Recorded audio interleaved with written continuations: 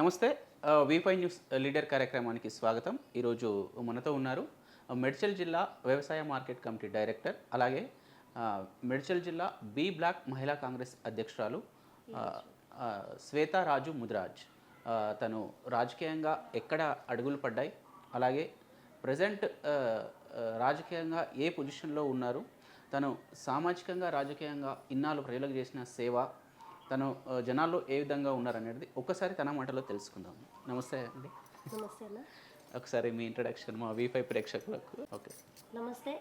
వి5 channel సోదరులకు అందరికీ నమస్కారం, మరి ప్రేక్షకులకు కూడా నమస్కారం.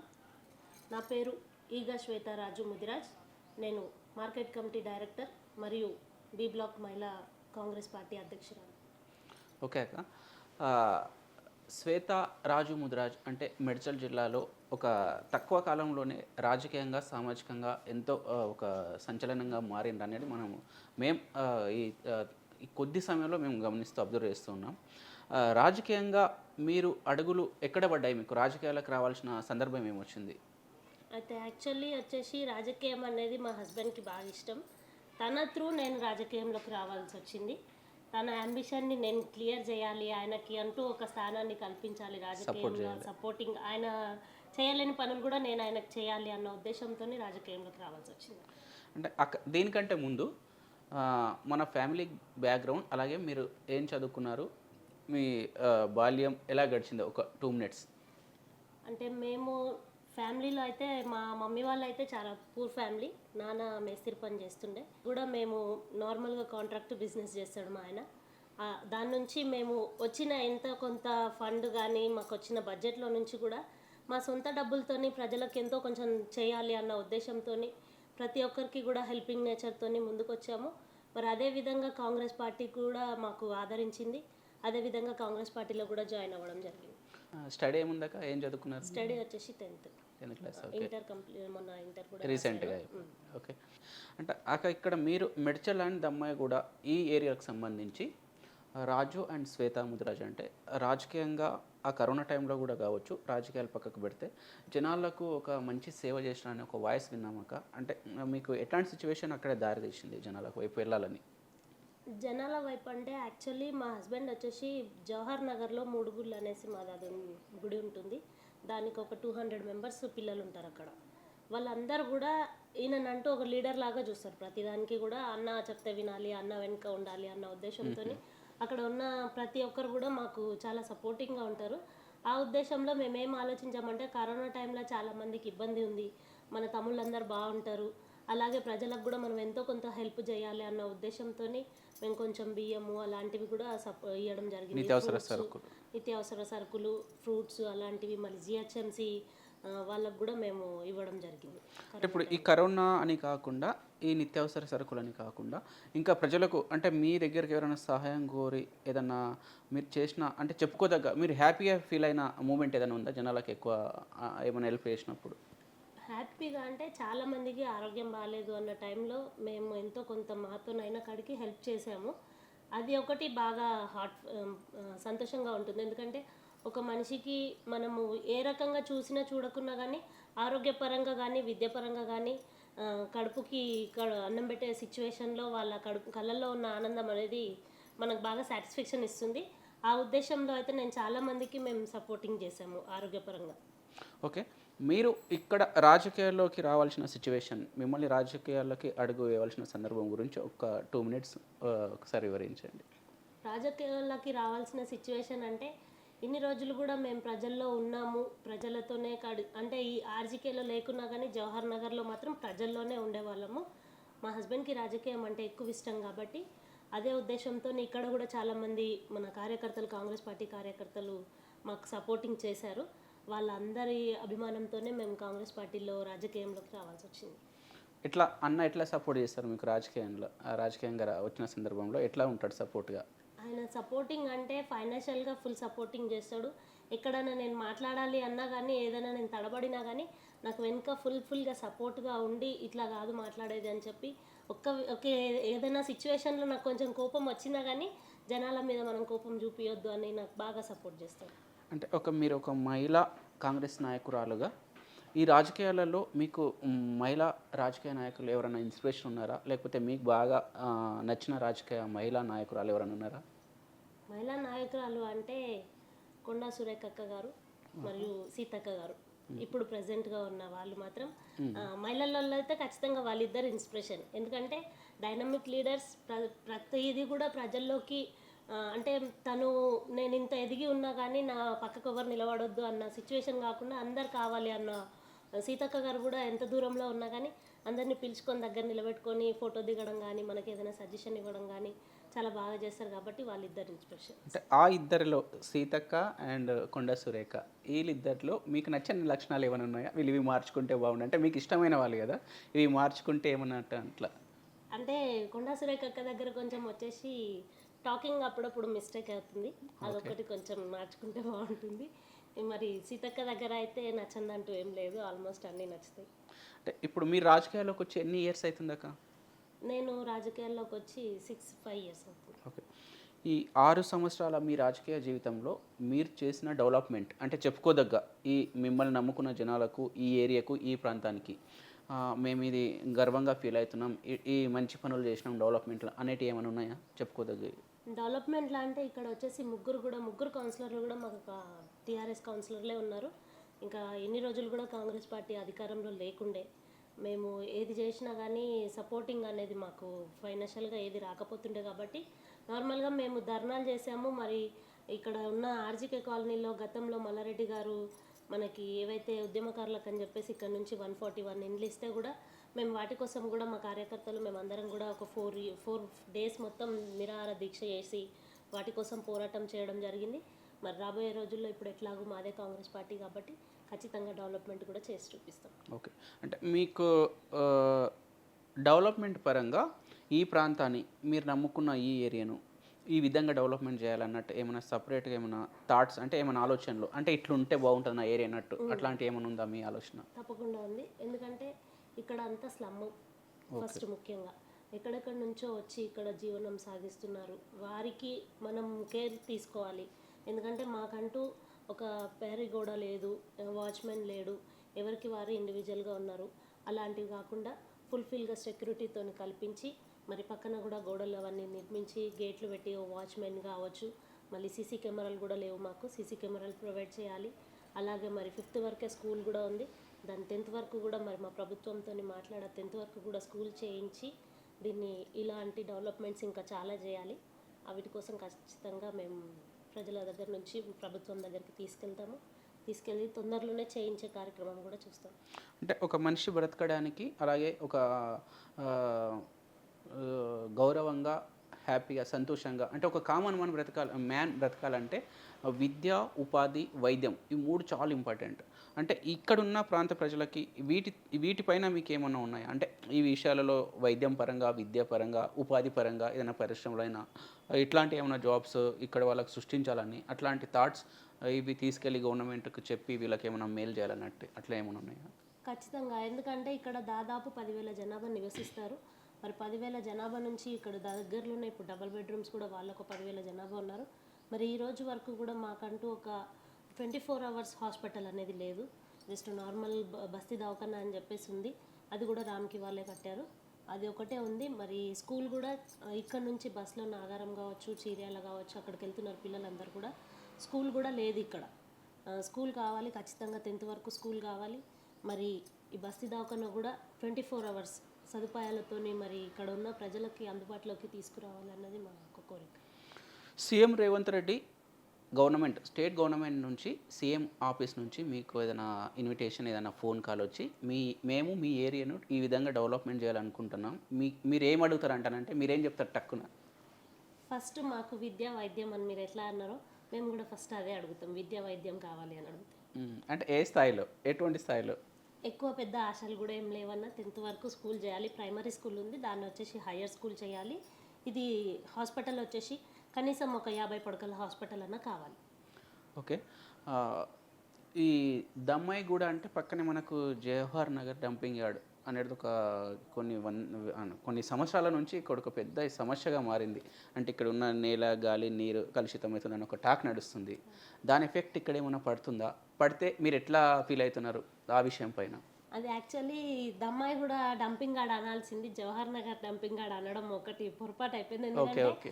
అది వచ్చేసి సర్వే నెంబర్ వచ్చేసి జవహర్ నగర్కి ఉంటుంది, కానీ ఎఫెక్ట్ మొత్తం దమ్మాయి గూడకే ఉంటుంది. ఓకే. మరి ఇక్కడ మేము ఈ ఆర్జీకేకి అయితే చాలా ఫుల్గా ఉంటుంది. మాకు స్మెల్ రావడం కావచ్చు, మళ్ళీ దానివల్ల మాకు వాటర్ కూడా అసలుకి భూమి నుంచి ఏ వాటర్ చుక్క కూడా మాకు రావు. బయట నుంచి వచ్చిన మంజీరా వాటరే మాకు ట్యాంకులలో డంప్ అవుతాయి, దాన్నే యూజ్ చేసుకుంటాం తప్ప ఈ లోకల్ సరౌండ్లో ఎక్కడ కూడా మనకు బోర్ వాటర్ అనేది రాదు. దాని నుంచి ఏమైనా హెల్త్ ఇష్యూస్ మీకు క్రియేట్ అవుతున్నాయా ఇక్కడ ఉన్న జనాలకు? చాలా ఇష్యూస్ వస్తాయి. ఫస్ట్ ఎలర్జీ వస్తుంది జనాలకి, ఎలర్జీ, ఆస్మా, ఈ రెండు ఎక్కువ వస్తున్నాయి ఇక్కడ ఉన్న వాళ్ళకైతే. దానివల్ల మాకు హాస్పిటల్ కూడా లేకపోవడంతో బయట ఎక్కడో వెళ్ళి చూపించుకోవాలంటే, ఇక్కడ ఉన్న ప్రజలు ఏంటంటే మార్నింగ్ డ్యూటీలకు వెళ్ళి నైట్ వచ్చి వారంకి ఇంత సంపాదించుకునే వాళ్ళు వాళ్ళ హెల్త్కి పెట్టుకోవడానికే సరిపోతుంది. కాబట్టి చాలామంది ఇక్కడ నుంచి ఖాళీ చేసి బయటికి వెళ్ళిపోయి జీవనం సాగిస్తున్నారు. ఓకే. ఇందాక నేను మీకు క్వశ్చన్ అడిగిన, స్టేట్ గవర్నమెంట్ నుంచి ఏదైనా ఆఫర్ వచ్చి మీకు డెవలప్మెంట్ కావాలంటే అప్పుడు ఈ డంపింగ్ యార్డ్ని ముందరికి తీసుకొస్తారా ఈ సమస్యను పరిష్కరించమని? ఖచ్చితంగా డంపింగ్ యార్డ్ని గతంలో కూడా మాకు రేవంత్ రెడ్డి గారు ఎంపీగా ఉన్నప్పుడు కూడా చెప్పారు. ఆయన కేసు వేయడం కూడా జరిగింది. మరి డంపింగ్ యార్డ్ 3 చోట్లకు షిఫ్ట్ చేయాలి, మొత్తం అయితే తీయలేరు కాబట్టి 3 చోట్లకు షిఫ్ట్ చేయాలని చెప్తున్నారు. మరి స్టేట్ గవర్నమెంట్ ఖచ్చితంగా మాకు సపోర్ట్ చేస్తే ఫస్ట్ ఆ డంపింగ్ యార్డ్ని 3 చోట్లకు షిఫ్ట్ చేసి ఇక్కడున్న ప్రజల్ని కొంచెం ఆదుకోవాలని మేము కోరుకుంటున్నాం. ఓకే. ఒక వ్యవసాయ మార్కెట్ కమిటీ డైరెక్టర్గా మీరు మేడ్చల్ జిల్లాకు అపాయింట్మెంట్ అయ్యారు. ఈ జిల్లాకు సంబంధించి రైతులకైనా, పాడి పరిశ్రమ అయినా, రైతు కూలీలకైనా, ఇంకా వ్యవసాయ పంటలకైనా ఆ విధంగా అంటే గవర్నమెంట్ నుంచి ఏదైనా కొత్త ప్రాజెక్ట్ అయినా, నిధులైనా ఇంకేమన్నా వస్తే ఇక్కడున్న రైతులకు, ఇక్కడున్న రైతు కూలీలకు ఏం చేయాలని మీ డెవలప్మెంట్ పరంగా ఏమైనా ఆలోచనలు ఉన్నాయా? తప్పకుండా. అది ఇప్పుడు వచ్చేసి మాకు 4th వార్డులో ఒకటి మార్కెట్ యార్డ్ ఉంది. దానిది మాకేందంటే అది ఎక్కడైనా గత 10 సంవత్సరాల నుంచి కూడా కేసీఆర్ పాలనలో మరి ఎక్కడ కూడా సగం సగం పనులు చేసి శంకుస్థాపనలు చేసి వదిలేసినవి చాలా ఉన్నాయి. మా పీరియడ్లో అవన్నీ కూడా క్లియర్ చేయాలనేసి మా చైర్మన్ గారు కావచ్చు, మా కమిటీ తరఫున కూడా మేమందరం కూడా ప్రపోజల్ పెట్టడం జరిగింది. మరి కీసర్లో కావచ్చు, మన షామీర్పేటలో కావచ్చు, మరి ఇక్కడ బండ్లగూడలో కావచ్చు, మార్కెట్ యార్డ్స్ అన్నీ కూడా మేమున్న ఈ 2 ఇయర్స్లో కంప్లీట్ చేసి దానికంటూ ప్రజల్లో నుంచి మనము రైతులకి వాటిని అందిస్తే మరి లోకల్లో ఉన్న రైతులకు ఒక ఉపాధి కల్పించిన వాళ్ళం అవుతాం అనేసి ఖచ్చితంగా దాని ప్రయత్నం కూడా చేస్తున్నాము. అది తొందరలోనే మేము పూర్తి చేస్తాం. అంటే ఇక్కడ ఈ జవహర్ నగర్కి సంబంధించి మీరున్న ఏరియాలో ఈ డంపింగ్ యార్డ్ వల్ల నేల, భూమి, నీరు కొంచెం కలుషితమైంది ఒక మనం టాక్ వింటున్నాం, అది మనం చూస్తున్నాం కూడా. అంటే వ్యవసాయ పరంగా కాకుండా ఇప్పుడు మీరు అన్నారు రైతులకు సంబంధించి చిన్న చిన్న సూపర్ మార్కెట్లు అయినా ఇట్లా బయటికి వెళ్ళి ఏమైనా వెజిటేబుల్స్ తెచ్చి అవి బిజినెస్ పరంగా ఇట్లాంటి డెవలప్మెంట్ మీరు డిమాండ్ చేసే అవకాశాలు లేదా? దాని గురించి అడుగుతున్నాం. ఎందుకంటే ఇక్కడ అంతా నేల పొల్యూట్ అయిపోయింది. ఎంత పండించినా కానీ అది తీసుకెళ్ళి అమ్మే సిచ్యువేషన్లో ఏదో ఒక పొరపాటు వచ్చేసి వాళ్ళు అమ్మడం కూడా వేస్ట్ అవుతుంది. కాబట్టి అట్లా కాకుండా మనం బయట నుంచి తీసుకొచ్చి రైతులు అక్కడి నుంచి తీసుకొచ్చి మనకి ఇక్కడ అమ్ముకోవాలన్నా కానీ వాళ్ళకంటూ ఒక సదుపాయం అనేది కలిగించాలి. మరి జవహర్ నగర్ మార్కెట్ యార్డ్ కూడా ఉంది. అది గతంలో ఇన్ని సంవత్సరాల నుంచి కట్టి అట్లాగే శిథిలం అయిపోతుంది. మరి అక్కడ ఉన్న రైతులు 450 మంది అక్కడ ఉన్న రైతులు కూడా ఎవరు దాన్ని ఉపయోగించుకోలేని పరిస్థితిలో ఉన్నారు. కాబట్టి అలాంటి జవహర్ నగర్ కావచ్చు, ఇంకా ఎక్కడెక్కడైతే మనకి మార్కెట్ యాడ్స్ ఉన్నాయో అవన్నీ కూడా రైతులకు అందుబాటులో అందించి మరి జనాలు కూడా ఎక్కడెక్కడికో పోయి తెచ్చుకోకుండా మన దగ్గరలోనే రైతులు అమ్ముతున్నారంటే మనకు కూడా మంచి ఫుడ్ దొరుకుతుంది. కాబట్టి ఖచ్చితంగా వాళ్ళు కూడా సపోర్ట్ చేస్తారు జనాలు కూడా. ఓకే. ఇప్పుడు ప్రధానంగా మనం ఈ ప్రస్తుత రాజకీయాల్లో ఒక మహిళా కాంగ్రెస్ బి బ్లాక్ అధ్యక్షురాలుగా మీరు ఎన్నికయ్యారు. మిమ్మల్ని నమ్ముకొని ఇందాక చాలా మహిళలు కూడా మీకు మహిళల ఫాలోయింగ్ బాగుందని నేను అబ్జర్వ్ చేస్తున్నా.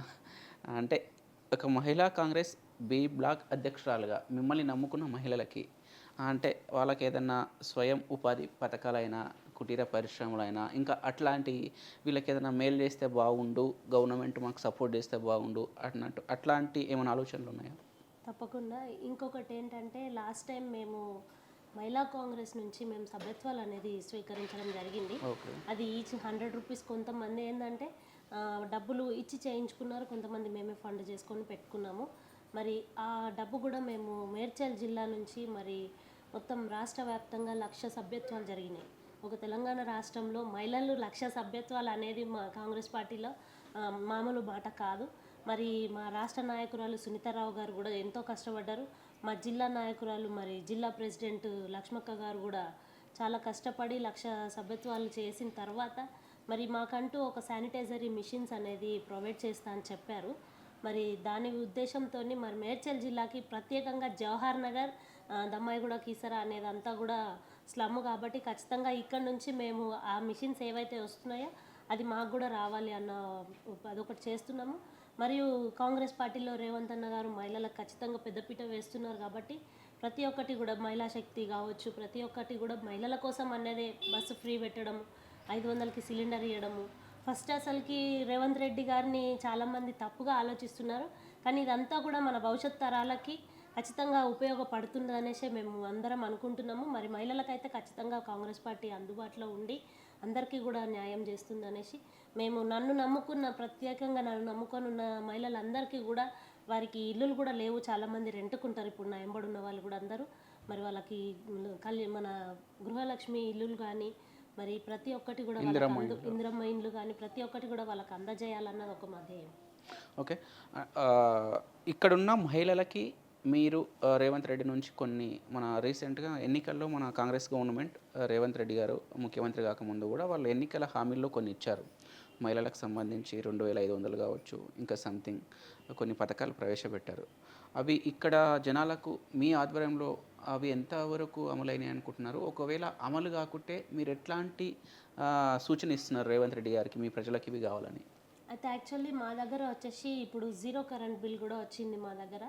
మరి గృహజ్యోతి వల్ల మాకు చాలామంది 800 మెంబర్స్కి కూడా గృహజ్యోతి అమలు అవుతుంది ప్రజెంట్గా. మరి సిలిండర్ కూడా 500కి సిలిండర్ కూడా రావడం జరిగింది. ఎంతమందికి వచ్చింది? ఒక 400 మెంబర్స్ దాకా సిలిండర్ కూడా రావడం జరిగింది. మరి ఇంకా కొంతమందికి రాలేదు, అది ఏదైనా చిన్న చిన్న మిస్టేక్స్ ఉంటే ఖచ్చితంగా వాళ్ళందరికీ కూడా అందే విధంగా చూస్తాము. మరి అర్హులైన ప్రతి ఒక్కరికి కూడా కాంగ్రెస్ పార్టీ మోసం చేయకుండా అర్హులైన వాళ్ళకు మాత్రమే ఇస్తుంది కాబట్టి ఈ అనర్హులు అంతా ఏం చేస్తున్నారంటే ఉత్త డబ్బా కొట్టుకొని ఏం చేయట్లేదు కాంగ్రెస్ పార్టీ అని చెప్తున్నారు. గత ప్రభుత్వంలో ఏంటంటే అవసరం ఉండి లేని వాళ్ళకి కూడా ఇప్పుడు ఆకలని వచ్చినోడికి అన్నం పెడితే అదొక రకంగా ఫీల్ ఉంటుంది, ఉత్తగొచ్చినోనికి తినంటే అదొక రకంగా ఫీల్ ఉంటుంది. గత పాలనలో ఏం జరిగింది, అంతా ఉన్న వాళ్ళకే పెట్టిరు కాబట్టి వాళ్ళకంటూ విలువ తెలియలేదు. ఈ ప్రభుత్వంలో లేని వాళ్ళకి ఇస్తున్నారు కాబట్టి లేని వాళ్ళందరూ కూడా సోషల్ మీడియాలో చెప్పుకోలేరు. వాళ్ళంతా వాళ్ళ పని వాళ్ళు చేసుకుంటారు, వచ్చింది లేని వెళ్ళిపోతారు కామ్గా. ఇప్పుడు ఉన్న వాళ్ళకి ఇస్తే ఏంటంటే వాళ్ళంతా సోషల్ మీడియాలోనే చెప్తూ ఉంటారు కాబట్టి అది ఫ్లేమ్ అవుతుంది. మా పార్టీ అక్కడ మైనస్ ఏం జరుగుతుందంటే అర్హులైన వాళ్ళకి అందుతుంది, అర్హత లేని వాళ్ళకి అందట్లేదు కాబట్టి బ్లేమ్ చేస్తున్నారు అంతే. ఓకే, ఏ పార్టీ అయినా ఎన్నికల్లో గెలిచిన తర్వాత అధికార పార్టీ ఎన్నికల్లో గెలిచి గవర్నమెంట్ ఫామ్ చేసిన తర్వాత ఓడిపోయిన ఎవరైతే ఇప్పుడు ఈ ప్రతిపక్షాలు ఉంటారో ఆ కొంతమంది లీడర్స్ వాళ్ళ అవసరాలు కావచ్చు, పవర్ కోసం కావచ్చు, దీంట్లో అధికార పార్టీలో జాయిన్ అయిన సందర్భాలు మనం రోజు చూస్తున్నాం. ఈ గవర్నమెంట్లో కూడా జరుగుతూనే ఉంది. అట్లా ఇక్కడ మీ ఏరియాలో మీకు అట్లా ఎవరైనా పోటీగా వచ్చారా? అట్లాంటి సిచ్యువేషన్స్ ఏమైనా ఉన్నాయా? ఎట్లా ఉంది ఇక్కడ రాజకీయాలు? అయితే యాక్చువల్లీ దమ్మాయి కూడా వచ్చేసి మొత్తం మేము గెలిచిన వాళ్ళు గతంలో మా పార్టీ సింబల్ మీద గెలిచిన వాళ్ళు మాత్రం ముగ్గురే. ఆ ముగ్గురు తర్వాత మళ్ళీ ఇంకొక 5-6 మెంబర్స్ యాడ్ అయ్యారు. మరి వాళ్ళందరూ కూడా దమ్మాయిగూడ మున్సిపల్కి సంబంధించిన వాళ్ళే, కానీ మా ఆర్జీకే నుంచి అయితే ముగ్గురు కౌన్సిలర్లు కూడా ఇప్పటి వరకు కాంగ్రెస్ కండువా కప్పుకోలేదు. మేము వాళ్ళని ఇన్వైట్ చేయలేదు, వాళ్ళు మా పార్టీలోకి వస్తా అని కూడా చెప్పలేదు. ఫస్ట్ అసలుకి వాళ్ళు వచ్చే ధైర్యం కూడా చెయ్యరు, ఎందుకంటే కాంగ్రెస్ పార్టీ చాలా బలోపేతంగా ఉంది. వాళ్ళు అన్న మాటలు కావచ్చు, వాళ్ళు చేసిన అక్రమాలు కావచ్చు, మరి వాళ్ళు తీసుకొచ్చిన ఫండ్స్ కావచ్చు, ఏది కూడా మా ప్రజలకు పెట్టలేదు. కాబట్టి ఈరోజు ఒకవేళ వాళ్ళు కాంగ్రెస్లోకి వచ్చినా కానీ ప్రజలే తిరగబడాలని కొడతారు, అందుకోసమని ఎవరు రాలే. ఓకే అక్క, చివరిగా మన V5 న్యూస్ మీడియా ముఖంగా మన తెలంగాణ రాష్ట్ర గవర్నమెంట్కి, మన ముఖ్యమంత్రి రేవంత్ రెడ్డి గారికి ఈ ప్రాంతాన్ని మీరు నమ్ముకున్న ఈ ఏరియాను డెవలప్మెంట్ చేయాలని, ఏ విధంగా డెవలప్మెంట్ చేయాలని ఏదైనా సూచనలు ఇవ్వదలుచుకుంటారా? ప్రధానమైన ఈ విషయాలపైన మాకు వెళ్ళిపోయిస్తే బాగుండన్నట్టు. అదే అన్న చెప్పాము కదా, మరి సీఎం రేవంత్ రెడ్డి గారికి మేము కోరుకునేది ఒక్కటే, మాకు ముఖ్యంగా డంపింగ్ యార్డ్ సమస్య అయితే చాలా ఉంది. దాని గురించి మాకు ఎంత తెలుసో మరి సీఎం రేవంత్ రెడ్డి గారికి కూడా అంతే తెలుసు. మరి ఖచ్చితంగా, ఎందుకంటే జవహర్ నగర్ నుంచి చాలా అనుబంధం ఉన్న ప్లేస్ జవహర్ నగర్, దమ్మాయిగూడ రేవంత్ అన్న గారికి. మరి ఖచ్చితంగా ఆయన ఇప్పుడు కొద్దిగా బిజీగా ఉన్నాడు కాబట్టి పట్టించుకోవట్లేడేమో, కానీ ఖచ్చితంగా రాబోయే ఈ 4 సంవత్సరాలలో కూడా, మరి 15 నెలలు అయిపోయింది, ఈ 3.5 సంవత్సరాలలో కూడా మరి ప్రత్యేకమైన దృష్టి సాధించి మా దానిపైన పెట్టి మరి జవహర్ నగర్ డంపింగ్ యార్డ్ ఎత్తివేతను కావచ్చు, మరి ఈ ఆర్జీకే కాలనీ గతంలో కాంగ్రెస్ పార్టీయే ఇచ్చింది కాబట్టి దీన్ని మళ్ళీ పునర్నిర్మాణం కూడా మాకు బ్యాక్ సైడ్ కూడా పిల్లర్లు వేసి దానికి కూడా అవకాశం కల్పించాలి. చాలా ఇల్లులు కూడా డోర్ లాక్ ఉన్నాయి, అవన్నీ కూడా మరి స్థానికంగా ఉన్నటువంటి పేద మహిళలకి అందజేయాలి, మరి పట్టాలు కూడా వాళ్ళకి ఇవ్వాలి అన్నది ఒక డిమాండ్ చేస్తున్నాం. ప్రధానంగా మీరు మార్కెట్ కమిటీ డైరెక్టర్ అయిన సందర్భంగా, అలాగే మహిళా కాంగ్రెస్ బి బ్లాక్ అధ్యక్షురాలు అయిన ఈ 2 పదవుల్లో మీకు వెన్నుదన్నుగా ఉండి మీకు సపోర్ట్ చేసిన వాళ్ళు ఎవరైనా ఉన్నారా? చెప్పుకోదగ్గ పేర్లు వీళ్ళు అన్నట్టు. చెప్పుకోదగ్గ పేర్లు అంటే మార్కెట్ కమిటీ డైరెక్టర్గా అయితే మరి వజ్రేష్ యాదవ్ గారు, మరి ఇన్ఛార్జ్ అయినటువంటి మేడ్చల్ జిల్లా ఇన్ఛార్జ్ వజ్రేష్ యాదవ్ అన్నగారు, మరియు మేడ్చల్ జిల్లా ప్రెసిడెంట్ హరివర్ధన్ అన్నగారు ఫుల్ఫిల్గా సపోర్ట్ చేశారు. మరి వారిద్దరు కూడా నాకు రాజకీయంలో మంచి గురువు అంటే హరివర్ధన్ అన్నగారు, మరి అన్ని విధాలా కూడా సపోర్ట్ చేస్తున్నారు అంటే మరి జంగన్న గారు. వాళ్ళిద్దరు కూడా నాకు 2 కళ్ళ లాంటి వారు అన్న వాళ్ళిద్దరు కూడా. తప్పకుండా వాళ్ళకి ఎప్పుడు కూడా ఇలాగే అందుబాటులో ఉండి మరి వాళ్ళ పేరుని నేను ఖచ్చితంగా వాళ్ళ పేరుని నిలబెట్టుకుంటూ వాళ్ళ అడుగు జాడల్లో నడుచుకుంటూ రాజకీయ జీవితాల్లో వాళ్ళకంటూ నాకు ఇచ్చిన ఈ స్థానాన్ని ఖచ్చితంగా వాళ్ళ పేరు నిలబెడతాను. వచ్చేసి మరి లక్ష్మక్క గారు, మేడ్చల్ జిల్లా లక్ష్మక్క గారు, మరి సెక్రటరీ మన స్టేట్ సెక్రటరీ అయినటువంటి అనంత లక్ష్మక్క గారు నాకు చాలా సపోర్ట్ చేశారు. వాళ్ళిద్దరు కూడా మరి బి బ్లాక్ మహిళ తెచ్చుకోవడానికి ఒకే ఒక డేలో వాళ్ళిద్దరు కూడా నాకు ఢిల్లీ నుంచి అప్రూవల్ వచ్చిన తర్వాత కూడా కొంతమంది అబ్జెక్షన్ చేసినా కానీ శ్వేత ఖచ్చితంగా కష్టపడుతుంది అన్న ఒక ఉద్దేశంతో నాకు వాళ్ళిద్దరు కూడా ఫుల్ సపోర్ట్ చేసి మరి ఆ సపోర్టింగ్కి కూడా హరివర్ధన్ అన్న గారు, జంగన్న గారు ఇద్దరు కూడా మళ్ళీ దాంట్లో కూడా సపోర్టింగ్ చేసి నాకు ఈ 2 పదవులు కూడా వాళ్ళందరి సహకారంతోనే వచ్చినాయి కాబట్టి వాళ్ళందరికీ కూడా మరొకసారి కృతజ్ఞతలు. ఇది ఈరోజు V5 న్యూస్ ఛానల్ లీడర్ కార్యక్రమం. మన మేడ్చల్ జిల్లా మార్కెట్ కమిటీ డైరెక్టర్, అలాగే మేడ్చల్ జిల్లా బి బ్లాక్ మహిళా కాంగ్రెస్ అధ్యక్షురాలు శ్వేతారాజు ముద్రాజ్ మన దమ్మాయిగూడకు సంబంధించి ఈ ఏరియాలో నమ్ముకున్న ప్రజలకి ఎలాంటి రాజకీయ సేవలు అందించారు, సామాజికంగా ఎలాంటి సేవలు అందించారో మనం తెలుసుకున్నాం. ఇంకా భవిష్యత్తులో కూడా ప్రజలు నన్ను నమ్ముకున్న వాళ్ళు నా వెనకాల ఉంటే, మమ్మల్ని ఆదరిస్తే ఈ ప్రాంతాన్ని, ఈ ఏరియాను, ఈ జవహర్ నగర్, ఈ దమ్మాయిగూడ ఏరియాను ఒక మంచి అభివృద్ధి ప్రాంతంగా, ఒక మంచి ఏరియాగా ఇక్కడున్న పేద మధ్యతరగతి మహిళలకు, అలాగే ఇక్కడున్న కొంతమంది రైతు కూలీలకు మార్కెట్ కమిటీ డైరెక్టర్గా నేను చేయవలసిన అభివృద్ధి చేసి చూపిస్తానని మనతో అంటున్నారు. కెమెరామెన్ పవన్తో సాయిరాజ్, మేడ్చల్. పేరు సులోచన. అయితే దమ్మాయిగూడ నేను vice president, municipal vice president. మేము కాంగ్రెస్ పార్టీలో తిరగబట్టి ఇప్పుడు చెల్లెతోటి మేము వచ్చిన ఆమెతోటి జాయిన్ అయిన కాడి నుంచి మాకు ఎలాంటి లోటు లేకుండా చెల్లె ఏ అవకాశం వచ్చినా ప్రతి ఒక్క విషయంలో కూడా మాకు అందుబాటులో ఉండటం, మాకు మంచి సహాయం కానీ, హెల్త్ పరంగా కానీ, లేదంటే మాకు దేంట్లోనైనా కూడా మాకు అన్నిటికి అందుబాటులో ఉండి ఒక ఫోన్ కాల్ చేయగానే మాకు వచ్చేసి ప్రతి ఒక్క విషయంలో కూడా ముందు నడవటం జరుగుతుంది. మాకైతే మేము బీఆర్ఎస్ పార్టీలో నేను తిరిగినప్పుడు మాకు ఇలాంటి అందుబాటు కానీ ఎలాంటి సహాయం లేదు.